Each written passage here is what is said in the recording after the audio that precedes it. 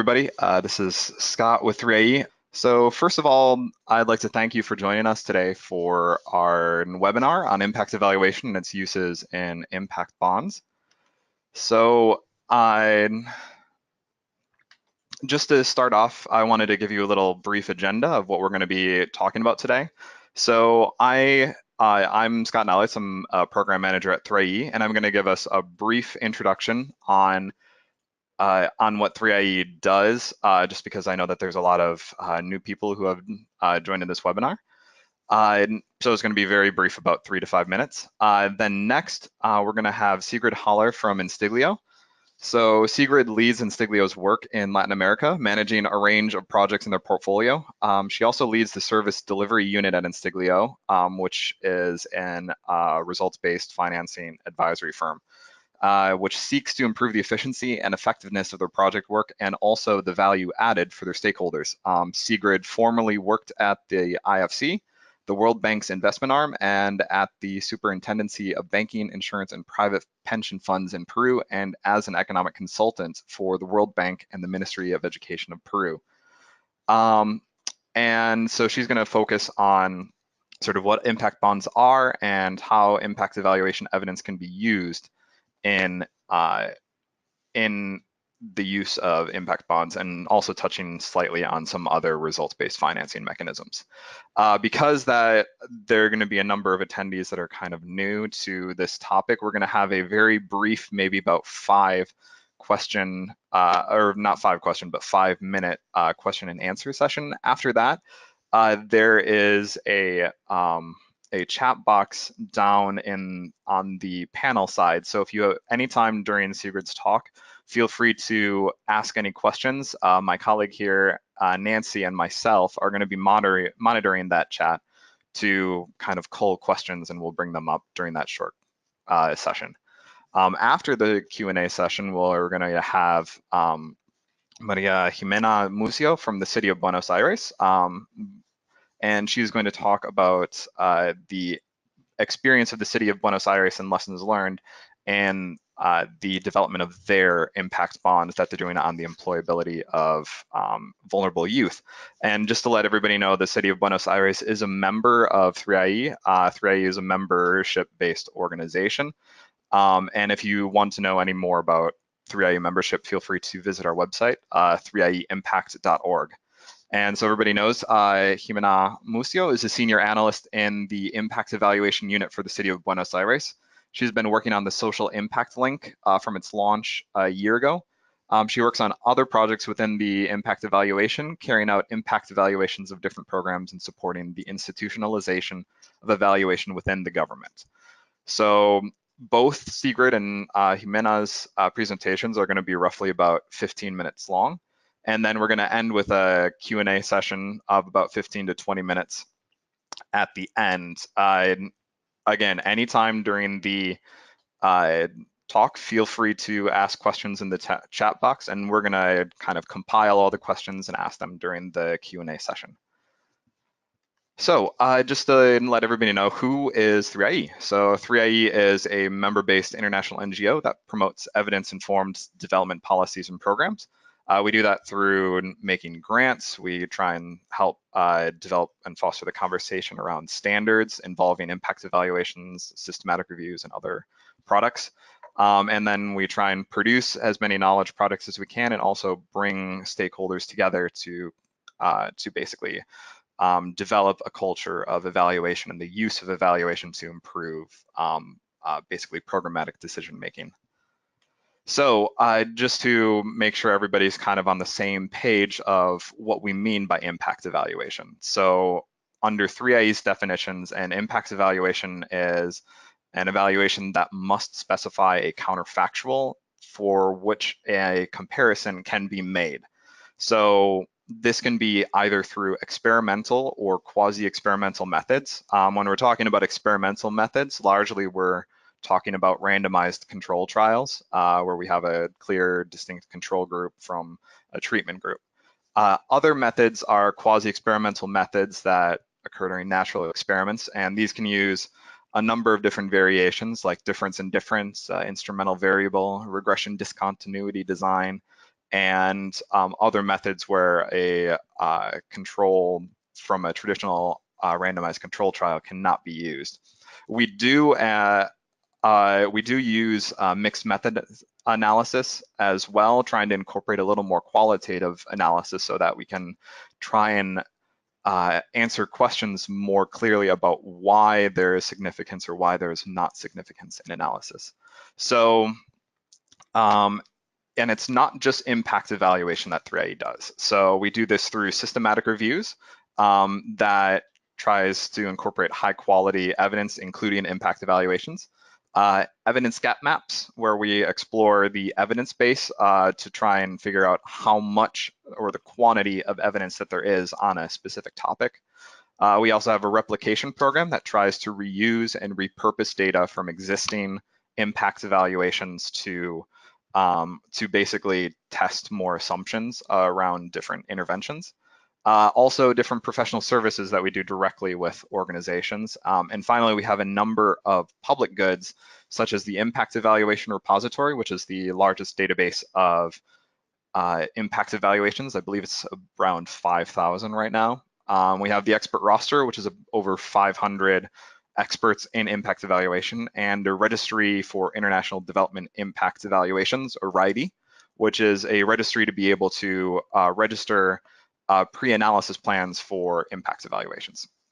So there's a number of things that we do, and so as I said at the beginning, we try and help produce and convene stakeholders together. So the goal of this webinar is to try and convene another number of stakeholders, including all of you, to learn and discuss about how impact evaluation can be used, and in this case with impact bonds.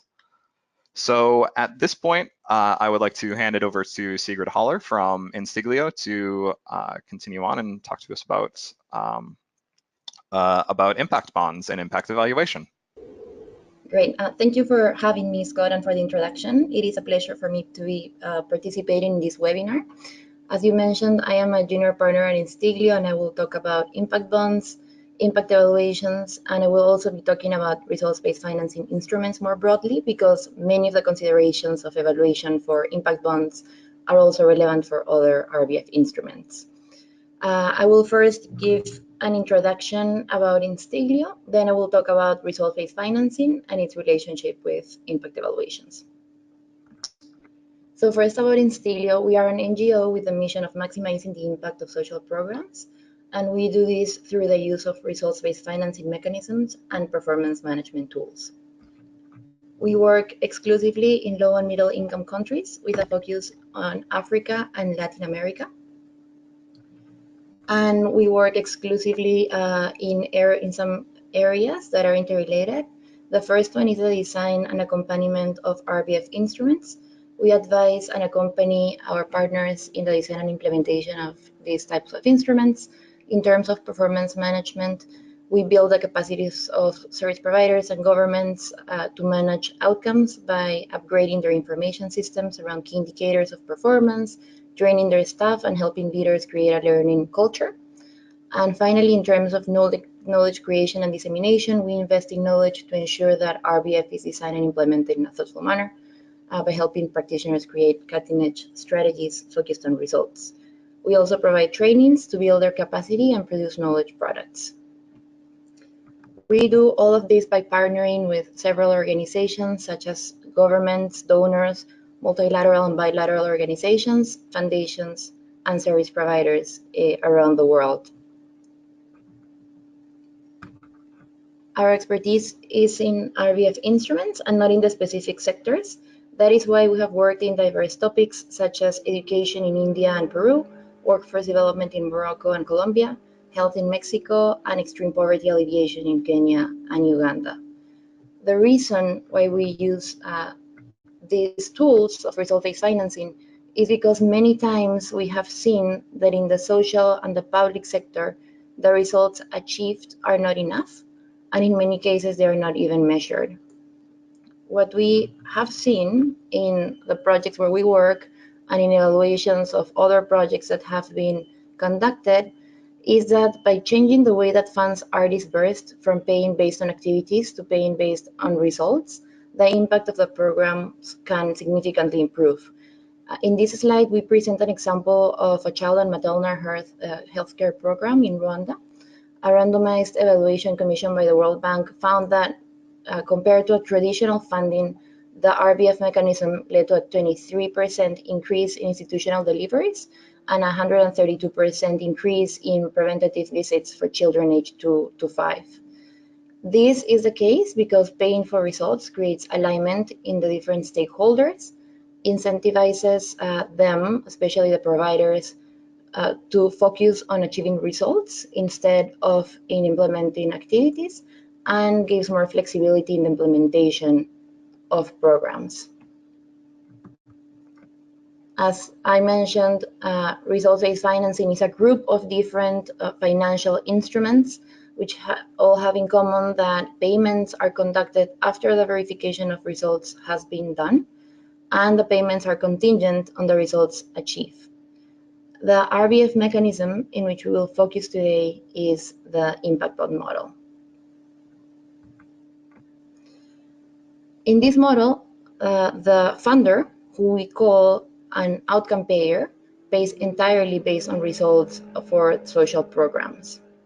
Because in this case, service providers don't generally have the financial capacity to fund the program upfront, another party, which is called an investor in the impact bond model, pre-finances the intervention. After the results are verified by a third-party evaluator, the funders pay back to the investor. Because in this case, the investor is assuming a financial risk in the program and it stands to lose resources if results are not completely achieved, outcome payments are structured in such a way that the expected payment would help the investor recuperate the principal plus a return if the goals of the program are met. This instrument has two different names depending on who is the outcome payer. If the outcome payer is a government, the instrument is called a social impact bond. And if the payer is a foundation or a donor, the model is called a development impact bond. Now, I will further explain the model using an example of a social impact bond that is in implementation currently in Colombia, which is the first social impact bond in a developing country. The government of Colombia, the Department of Prosperidad Social, had been funding training programs for vulnerable populations for a long time and wasn't satisfied with the results. Because of that, they decided to use their funds in a more effective way by paying only based on outcomes of the program. In this case, they were interested in outcomes of employment generation and the retention of these jobs. Since the service providers did not have the financial muscle to enter these contracts without pre-financing, private foundations got interested in participating in the model as investors. In this model, basically what we have is the government of Colombia who is committing funds to pay for outcomes with the IDB, MIF, and the Swiss Corporation. They sign a contract with the Colombian foundations. These foundations then give upfront capital to the private providers, the service providers, and they implement the program with an employee of vulnerable people.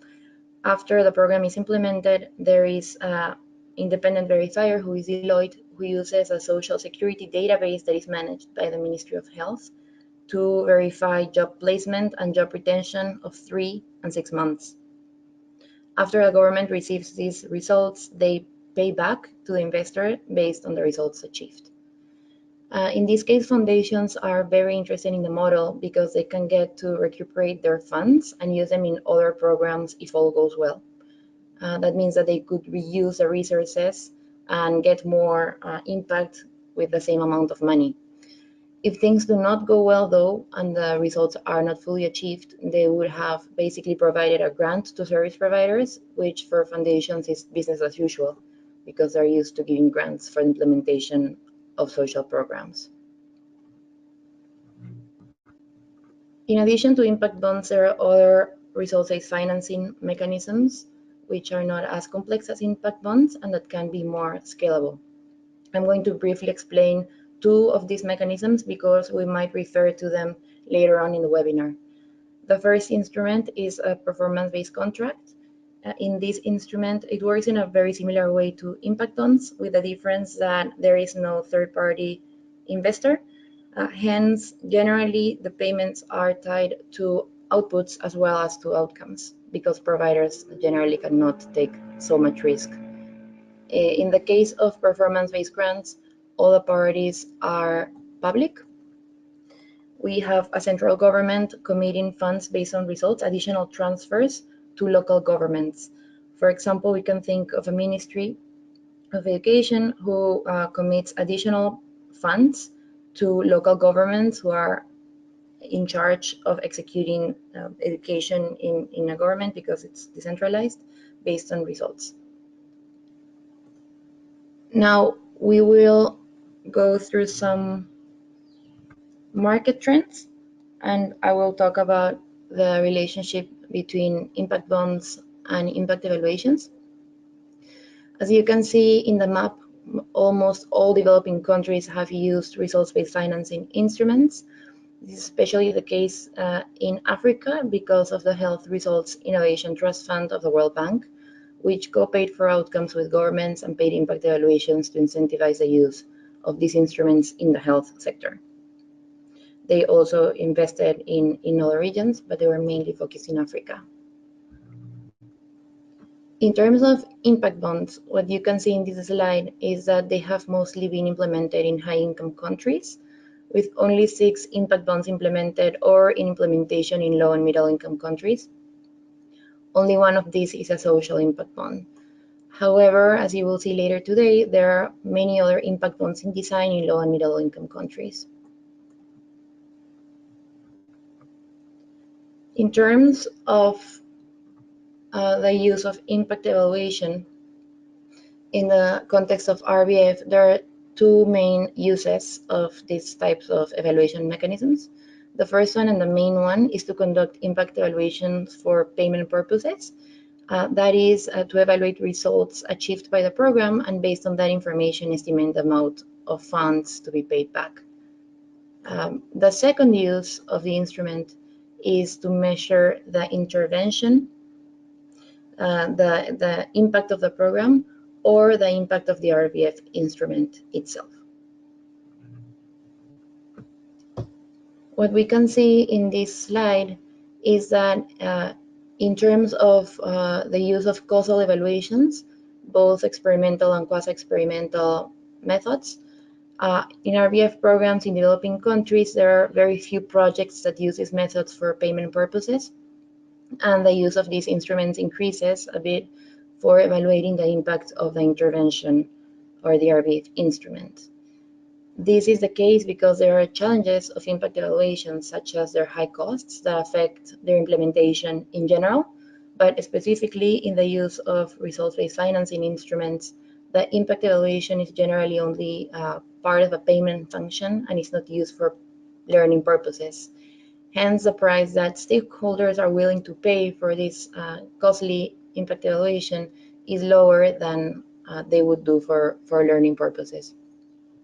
We also see this happening in high-income countries. An analysis of the first years of SIPs conducted by the Brookings Institute found that of 36 SIPs identified, only 8 had evaluations that compared the treatment group to a live comparison group, and of these, only 4 were randomized evaluations. However, the use of quasi-experimental methods in low and middle income countries is more challenging because we generally work in low data environments, and these methods are highly dependent on the data. Now, I will run you through a couple of examples where you can see how impact evaluations have been used in impact bonds and result-based financing mechanisms. The first example that you can see now is a development impact bond, the first development impact bond, which is implemented in India. The objective of this development impact bond is to increase the learning outcomes and enrollment of girls and boys in Rajasthan in India. The actors involved are the Children's Investment Fund Foundation as an outcome payer, UBS Optimus Foundation as an investor, EUCID Girls as a service provider, and ID Insight as a third-party investor. impact evaluator. Instiglio helped in the design and structuring of this impact bond. In this case, the investor pays to the outcome payer after an RCT is conducted on learning outcomes. And as you can see in this table, the outcomes of interest in this project are two. The first one is learning gains of girls and boys measured by the ACER test. This is evaluated through a randomized control trial. This outcome represents 80% of the total payments. So it is the most relevant outcome of this project. The second outcome is enrollment of girls in grades 2 and 8, and this is measured by the school roster using a pre-post evaluation. This result represents a maximum payment of 20% of the total outcome payments of a project. Now I will go to a second example of when an impact evaluation was conducted to measure the impact of an intervention. This is not the case of an impact bond because we don't have an example for that instrument, but this is for a performance-based contract in Nepal. In this case, I'm talking about the Employment Fund of Nepal, which was launched in 2009 to finance skills training and employment services for poor and disadvantaged youth. The actors in this case are Helvetas as the operator, the World Bank, the Swiss and the UK Corporation as funders, and local service providers and implementers of the workforce development intervention. Payments of Helvetas to service providers are linked to observational results on skills testing and employment retention. In addition to the verification of results through observational methods, there was conducted a quasi-experimental evaluation to measure the impact of the fund. This evaluation estimated the impact of the Employment Fund training program by comparing the outcomes of participants who are the treatment group to a control group of individuals who applied to the fund but were not selected. The results show that the Employment Fund training program participation generated an increase in non-farm employment of 16 to 17 percentage points, and that the program also generated an average monthly earnings gain of about 45% for the 2010 cohort. This is the end of my presentation. Thank you so much for your attention, and I would be happy to answer any questions that you might have. All right, thank you. It looks like we've got a couple questions, and if anybody has more questions, feel free to answer them in the chat. So there are two specifically on the outcome metrics and payment term for the Colombia SIB. So the first is, what were the outcome metrics for that SIB, and what were the payment terms from funder to investor in terms of timing? It looks like the question is, like if it's quarterly, yearly. Okay, great. Yes, so in the Colombian SIB, there are three payment metrics. The first one is job creation, that the vulnerable population get a job. The second one is that they retain this job for 3 months. And finally, that they retain this job for 6 months. In terms of the payment, because we did not have a lot of information for retention of the jobs after 6 months, because as I mentioned, we work in low data environments. The last outcome metric of retention of 6 months is considered a bonus. So this is an additional payment to the investor in order to lower the risk, right? And in terms of timing, this impact bond is lasting because it hasn't finalized yet, a year and a half.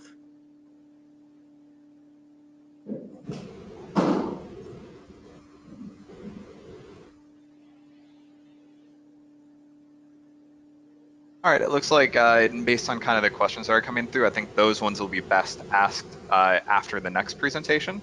So we're gonna go on to the next part of the presentation with Jimena from the City of Buenos Aires. And even during her presentation, feel free to ask questions, and then we'll bring them up all during the Q&A session after her section. Hello, everybody. Can you hear me? Yes, we can hear you. Okay, great. Well, I'm gonna briefly present how we are implementing the first social impact bond in Argentina and how we intend to evaluate it. Okay, so how does it work? I don't know how much you know about social impact bonds, so I'm gonna give you a basic definition. A social impact bond is a result-based contract. So what does this mean? It means that one doesn't pay for a service, but instead one will pay if and only if certain predetermined results are achieved. In our case, the social impact bond aims at fostering the employability of vulnerable youngsters living in the southern area of the city of Buenos Aires. So I'm gonna start by explaining how this scheme works here. As you can see in the slide, we have several stakeholders involved. On the one hand, we have the social investors who finance the civil society organizations, which are the ones providing training for the unemployed and vulnerable youngsters. On the other hand, we have the government, who will be the one repaying investor their investment, as long as the established goals and results, namely the sustainable placement of unemployed youth in the formal labor market, are achieved. Finally, we have the independent advisors that assess and verify that the results were successfully accomplished, thus triggering government payments. Something that is worth noting here is that in this scheme, social investors are the ones taking all the risk, since the government will repay their investment only if the civil society organizations providing the job placement programs achieve the results. Therefore, if they fail to place youngsters in formal jobs, investors will have lost their capital. So the first thing we did when we started this project was to define our main parameters, which were going to be the foundation upon which we would continue to build the social impact bond. So first of all, we defined that the target population of this first social impact bond were going to be 1,000 unemployed youngsters between 17 and 24 years old. To come up with this definition, we have carried out an extensive econometric analysis to find out which are the main reasons of youth unemployment and job insecurity. Next, through an extensive literature review of this kind of job training programs, we have defined a success rate of 36%. This means that we hope that 360 youngsters will be placed in a formal job.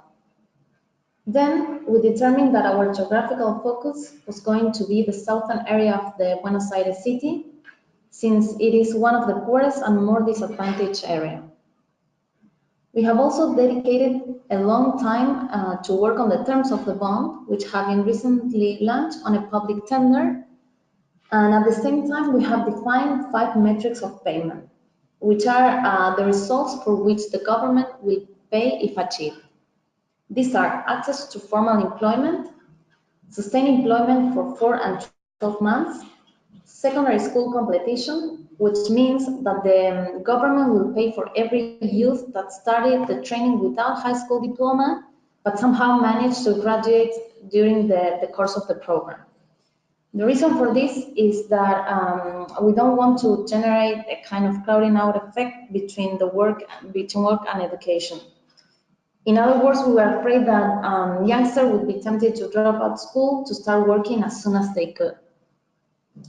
Finally, a central point in all this is that the results achievement will be assessed by an independent verifier in order to avoid any kind of conflict of interests.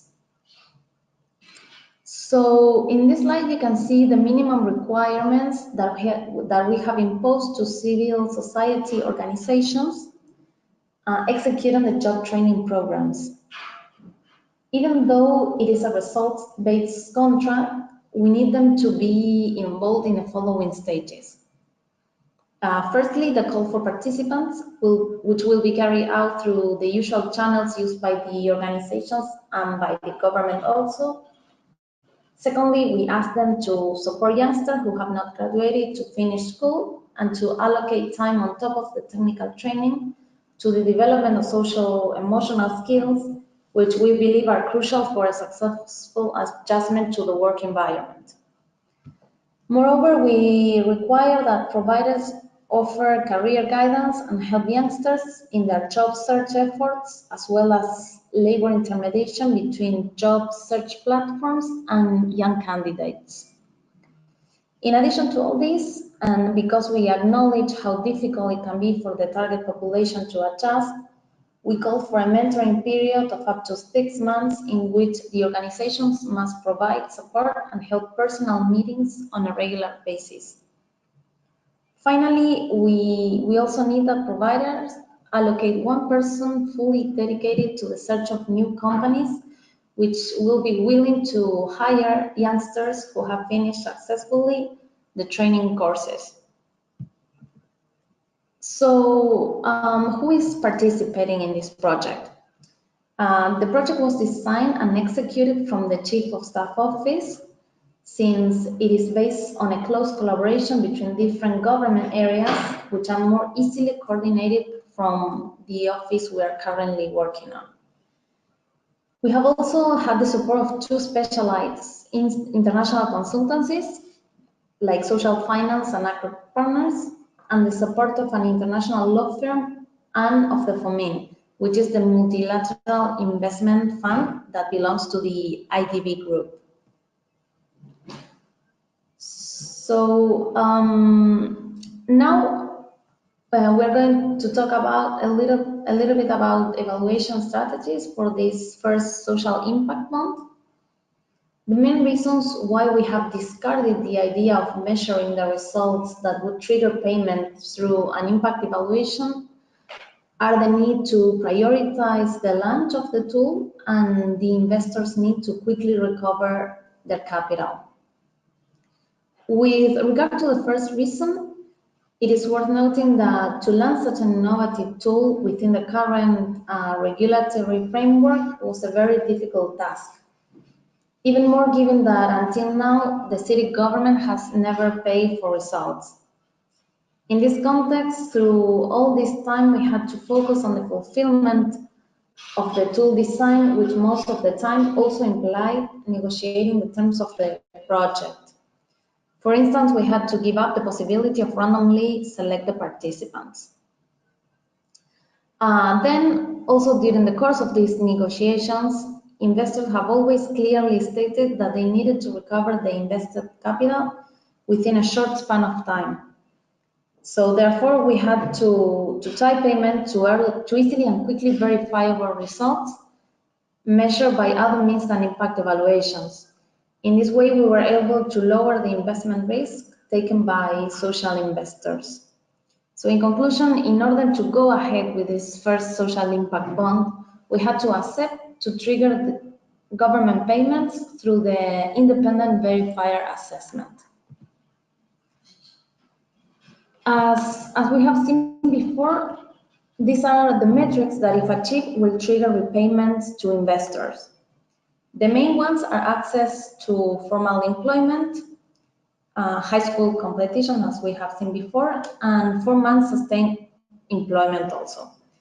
The additional metrics which will trigger additional payments are 12 months sustained employment and market expansion, which refers to the increase in the number of companies willing to hire vulnerable youngsters.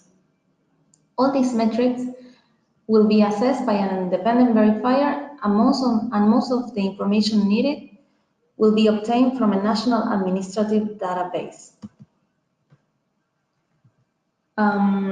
Now I'm going to state the reasons why we have found it so difficult to evaluate this social impact bond through an experimental impact evaluation. First of all, as we have seen before, the impossibility to randomize. For the reasons that we have seen before, we were not able to make the participant selection process random. Moreover, the process will include interviews to participants carried out by the organizations in charge of providing the trainings, and it gives them the final decision on selection of participants. So even though we limited the reasons for rejection with within a predetermined list and restrict the use of those reasons up to a certain amount, it is possible that the final selected group of participants will be somehow different from those not selected in some specific characteristics observed only by the organization during those interviews, like, for example, youngsters' motivation. Secondly, the high intervention heterogeneity and small sample size. Within the target population, which as we have determined are 1,000 maximum, there are different possible profiles of young people who will need different interventions according to their needs. For instance, those who are in the last year of school will need a different program than those who have already finished it. In addition to this, those same interventions can change significantly during the course of the program, depending on whether the desired results are being achieved or not. In some, with such a high degree of variability, finding control groups would be extremely difficult. Finally, the high impact evaluation associated costs. In this context, with no randomization and high intervention heterogeneity, carrying out an impact evaluation would entail excessively high cost, and still the results would not be entirely robust. So for these reasons, we decided that carrying out an experimental impact evaluation for the first SIP will not be an option for now. So what can we measure? In addition to the operational difficulties previously mentioned, it was also difficult to identify what we wanted or could measure, since we acknowledge that we won't be able to isolate the social impact fund specific characteristics, like, for example, being a result-based contract would generate large gains in the efficiency. The social impact fund will be also executed by different civil organizations with an extensive experience on the field, which are going to be financed and monitored by social investors. Since the SIP is not only a training program, but also all the previous mentioned characteristics, the impossibility of isolating one from another imposes an additional difficulty to the task of designing an evaluation strategy. This way, we arrived to the conclusion that we could evaluate what we could evaluate was the SIP with all its components against the status quo, embodied by the best employability program currently powered by the Buenos Aires city government. Thus, we will be able to answer the question of whether it is more convenient for the government to implement more SIPs or to maintain the current way of implementing public programs. So what are we going to do? We have identified 4 possible alternatives to perform an evaluation, but we are more prone to choose one that comprises the use of administrative data. The first option entails the use of administrative data to perform just a before and after comparison. And the second one, which almost surely will be the chosen one, involves the selection of a control group through propensity score matching techniques and the use of administrative data. With this second option, we would be able to answer the question stated in its previous slide. And finally, in the upcoming months, we'll be working to define the best possible alternative. And hopefully in August, this first social impact fund it is supposed to be starting. So these are the tasks we have in the upcoming months. So thank you very much for your attention, and I hope we meet again to talk about the results of this first social impact fund in Argentina.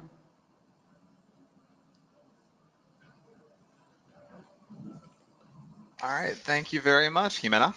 So now we've got about 15 minutes or so to to go through a Q&A question. We've already gotten about 4 or 5 questions so far. Feel free to keep asking them. So the first question that I got is specifically on the contracting process. It was a little narrow, and I'm going to expand the question out a little bit. So Siegrid, first off, how long did contracting for the Colombia SIB take? And in general, on average, how long does contracting from beginning of discussion to launch take? Okay, great. Thank you for the question. In the case of the Colombia SIP, the contracting process took around 6 months to finalize the design of the SIP. And after the design was finalized, it took around 3 additional months to finalize the contract, in backs and forths with the different lawyers that were involved with the revisions. And the average time is longer than this one. This is a social impact bond that was designed and signed in a very fast process. Generally, it takes more than a year to finalize the structuring of these types of instruments. Okay, great. So the next one is kind of on the cost of evaluations for DIBs. So evaluations such as Educate Girls DIB, where the development impacts bond were very expensive relative to the outcomes funding. So what can be done to make evaluations more cost effective while maintaining rigor? And this is a question for both of you. I can. Oh, sorry. Go ahead. No, go ahead, Sigrid. No problem. Okay, Siegrid, could you answer first? So that is a good point. Impact evaluations, as we all know, are expensive, but a difference between a regular impact evaluation and an impact evaluation that is conducted for an impact bond is the objective, right? Generally, we conduct these evaluations to understand what works and what doesn't. So we generally have very long questionnaires so we can fully understand and learn from these programs. Whereas in the case of impact bonds, the purpose is mainly for payment purposes. Hence, the questionnaires and the length of the evaluation can be shorter, right? And hence the costs can be reduced. So that is like one first difference. And also, as we see impact bonds that are bigger over time, then these costs are going to be reduced compared to the cost that we are seeing right now. As you mentioned, in the case of Educate Girls, since it was a small impact bond, the cost of the evaluation is quite significant. But in a second development impact bond that we launched, this one is with Village Enterprise in Kenya and Uganda. The impact evaluation is still expensive, but not so much compared to the total payment for the program. The evaluation costs around $400,000, and the total payments are of around 5 million. And in addition, this is the first pilot of an outcomes fund that we are launching with several donors, in which we will be able to use and we will benefit from economies of scale of this design to extend its implementation in other geographies. Hence, the cost of evaluation will be even more reduced. Okay, great. Jimena, do you have anything to add as well about? Yeah, go ahead. Yeah, in addition to what Sigrid has said, in our case, we have tried to lower the cost of the impact evaluation by using administrative data. So this way we can somehow avoid implementing long surveys, which also implied, of course, hiring a lot of surveyors. So the way that we try to lower down the costs are by using administrative data. Okay, great, thanks. So the next question is, based on when it was written, I think this is directed more towards Jimena, specifically about heterogeneity. So of the interventions. So why would it matter that people in the treatment group receive different types of services? Isn't the SIB model supposed to create more flexibility to adapt the program as necessary? Yeah, exactly. So when we discuss all the design with the international consultancies like social finance, they advise us to design a very flexible intervention. And as I mentioned, with the very small sample size, we couldn't think in a strategy to find so many control groups. And well, this was one of the main reasons why we couldn't think of an experimental design. But yeah, I mean, a key point is to design these social impact bonds in a way that it is possible to change significantly the intervention during the course of the program. I don't know if I answered the question correctly. I think you answered it. That's good. So the next question is specifically for Siegrid. So how are you able to make the value for money case given the short time frame of the intervention? In the case of the Colombia SIP, I understand. I think so. It doesn't specify the Colombia, but I'm guessing since they specify the intervention, I think it's the Colombia one. Yeah. So in the case of the Colombia SIP, it is a short implementation period, as you mentioned, a year and a half. However, the value for money case was not very hard to make because, as I mentioned, the government was disappointed with the results that they were achieving in the past, and they had some rough information about the costs of the employments that they got in the past because they knew really well how much the trainings and the program implementation cost. And they also had an idea of the results that were achieved in terms of job placement. So they knew that they were spending quite a bit of money in this outcome. So in the case of the impact bond, what we did was to use that information as a benchmark and to understand what was a price that they could pay that is lower than what they were paying in the past when financing activities, and what is a price that is good enough for investors to feel that the risk that they are absorbing is not that high. So at the end, the government was quite happy with the difference in terms of cost effectiveness of these two different financing models, despite of the length of the program.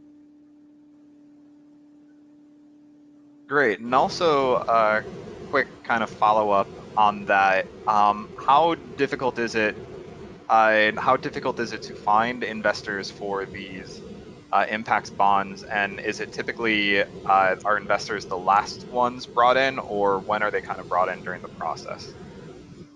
Yeah, what we have seen in many different countries where we've worked in these instruments, it's that the main bottleneck in terms of stakeholder engagement is generally the outcome payer instead of the investor, because what we are seeing is that currently the investors that are participating in these types of mechanisms are organizations that are interested in achieving social outcomes as well as financial returns. And there are several organizations, such as in the case of Colombia, I mentioned the foundations that see this as an opportunity because they're used to giving grants, and in this instrument, if things go wrong and they don't recuperate the money, they would be working as they usually do, giving grants. But in the like upper side, like the positive side of this instrument, they can recuperate their money and invest in additional programs. So that is why this hasn't been necessarily a bottleneck in the impact bonds where we have worked. And in some cases, they responding to your second question on when they come in many cases, they start participating in the impact bond model since the design process.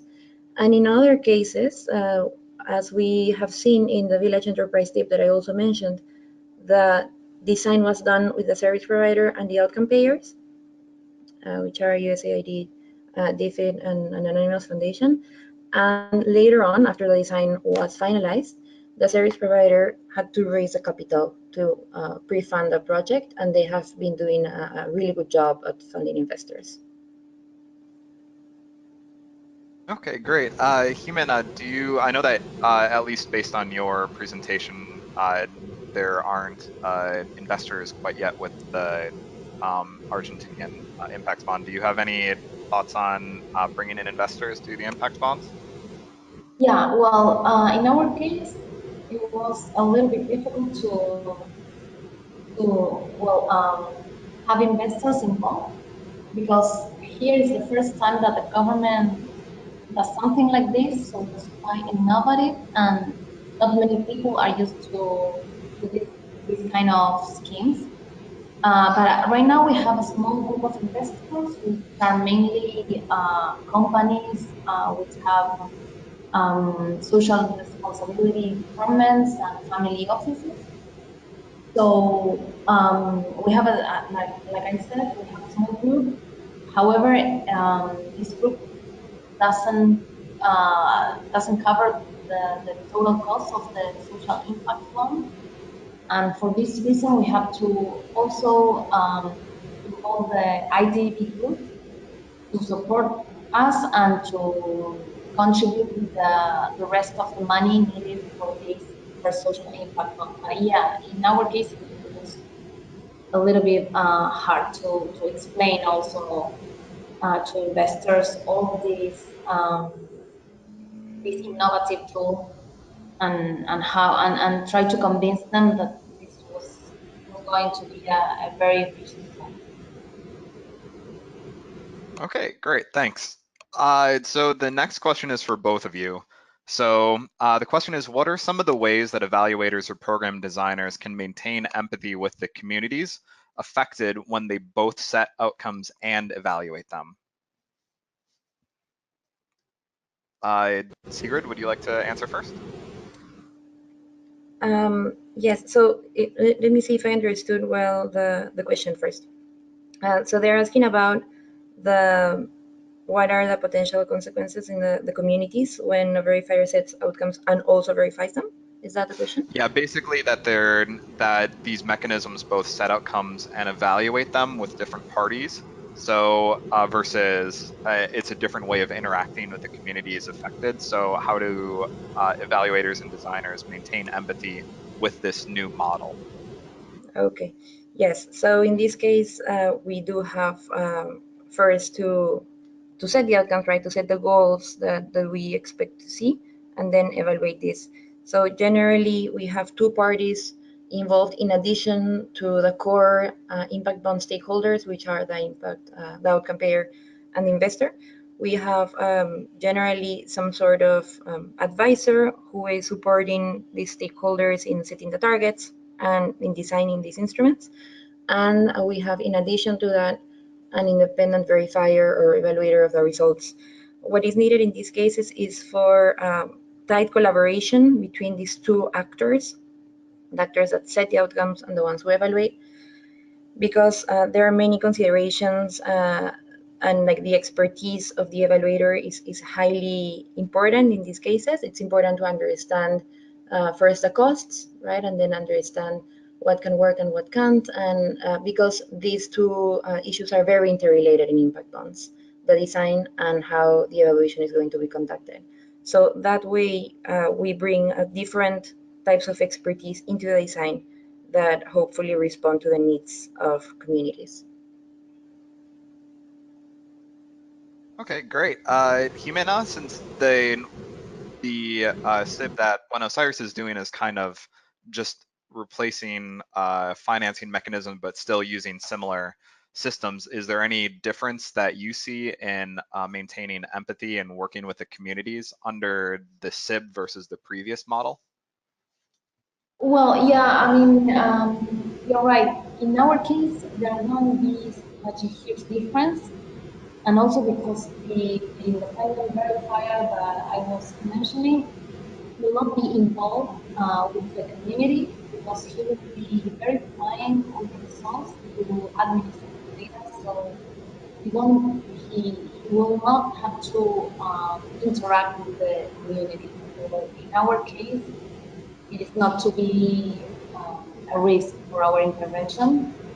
And also, I mean, in the upcoming weeks, we're going to be launching the invitation to a tender for these verifier firms. Possibly they will be one of the big four. So, and all the work is going to be done through administrative data. So it's not going to be a risk for us. Just an additional point on the same question is that in many cases, as Jimena mentions, the information that is used for impact evaluation is administrative data.